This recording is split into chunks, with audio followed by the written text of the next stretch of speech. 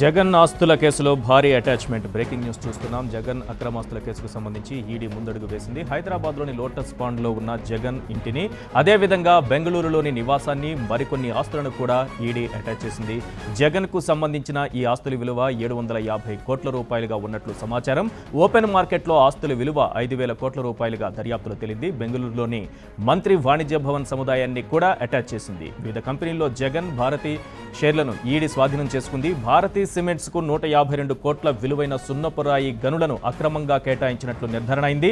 ఈ కారణంగానే జగన్ పేరుతో ఉన్న ఆస్తుల్ని ఈడీ జప్తు చేసింది. ఈడీ అటాచ్ చేసిన లోటస్ పాండ్లోని ఇంట్లోనే ప్రస్తుతం జగన్ ఉంటున్నారు.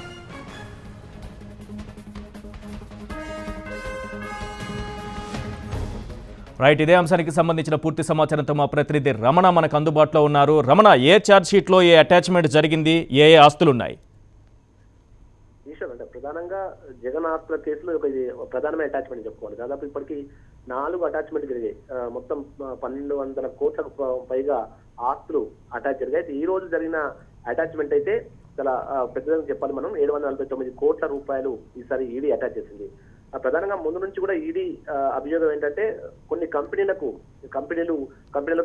ఇబ్బడి ముబ్బడిగా ప్రజాధనాన్ని, ముఖ్యంగా ప్రజలకు ప్రభుత్వ సంబంధించిన వనరులను ఈజీగా వాళ్ళకు ఫ్రీగా ఇవ్వడం వల్లనే వారికి సంబంధించిన కంపెనీలు జగన్ కంపెనీలో పెట్టుబడులు పెట్టాయనేది ఒక అభియోగం చేస్తూ వచ్చింది.